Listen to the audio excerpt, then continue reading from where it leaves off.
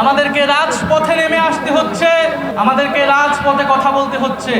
এটা আমাদের সামষ্টিক ব্যর্থতা বলেই আমরা মনে করি। আমরা জুলাই গণঅভ্যুত্থানের প্রেক্ষিতে যে অন্তর্বর্তী সরকার গঠনে অংশ নিয়েছিলাম, সেই সরকারের কাছে আমাদের অন্যতম দাবি ছিল, জাতির কাছে আমাদের অন্যতম প্রতিশ্রুতি ছিল, জুলাই গণঅভ্যুত্থান সহ যে বিগত 16 বছরে যে ফ্যাসিজম স্বৈরাচার তৈরি হয়েছিল বাংলাদেশে, তার বিচার নিশ্চিত করা। বিচার এবং সংস্কারের জন্যই মানুষ রাজপথে নেমে এসেছিল। বন্ধুগণ, একটু পেছন থেকে ইতিহাসটা বলতে চাই। বাংলাদেশের জনগণ এই 24-এ এই প্রথমবার রাজপথে নেমে আসেনি, রক্ত দেয়নি, আত্মত্যাগ করেনি। ইতিহাসের বিভিন্ন পর্যায়ে বাংলাদেশের জনগণ রাজপথে নেমে এসেছে, জীবন দান করেছে, শাহাদাত বরণ করেছে ন্যায় বিচার, মানবিক মর্যাদা, গণতন্ত্র, সার্বভৌমত্ব, স্বাধীনতা প্রতিষ্ঠার জন্য। 1947 সালে এই পূর্ববঙ্গের বাঙালি মুসলমান নিম্নবর্গের হিন্দুর সাথে কাঁধে কাঁধ মিলিয়ে এই পূর্ববঙ্গের জনপদের অর্থনৈতিক এবং ধর্মীয় সাংস্কৃতিক অধিকার রক্ষার জন্য লড়াই করেছিল। সেই লড়াইয়ের ফসল হিসেবে আজকের বাংলাদেশের সীমানা আমরা প্রতিষ্ঠা পেয়েছিলাম। যদিও সেই সময় আমাদের লড়াইয়ের গন্তব্য ছিল সমগ্র বাংলার অখণ্ডতা কায়েম করা, কিন্তু কলকাতার ব্রাহ্মণ্যবাদী জমিদারদের ষড়যন্ত্রের কারণে সেই রাষ্ট্রকল্প আমাদের ব্যর্থ হয়েছিল। ফলে আমরা পাকিস্তান রাষ্ট্রে সাময়িকভাবে আশ্রয় নিয়েছিলাম।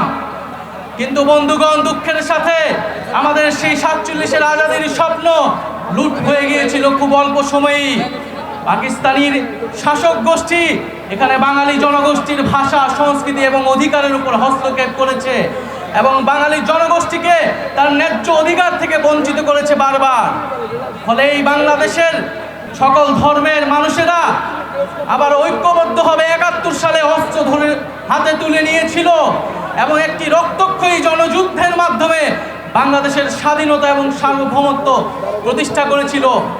কিন্তু আবারও দুঃখের সাথে 71-এর পরে এই 72 সালে আমার সোনার বাংলার স্বপ্ন এই মুজিববাদীদের হাতে বেহাত হয়ে গিয়েছিল।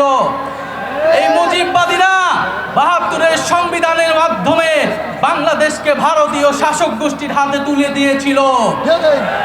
মুজিববাদী সংবিধানের মাধ্যমে যে স্বাধীন বাংলাদেশের আকাঙ্ক্ষা, যেই মুক্তিযুদ্ধের শহীদদের আকাঙ্ক্ষা তৈরি হয়েছিল, সেই আকাঙ্ক্ষাকে ব্যর্থ করে দেওয়া হয়েছিল। মুজিববাদী সংবিধানে বাঙালি জাতীয়তাবাদের নামে এখানে বিভিন্ন জনগোষ্ঠীর যে ভাষার অধিকার, সেই অধিকারকে দমন করা হয়েছিল।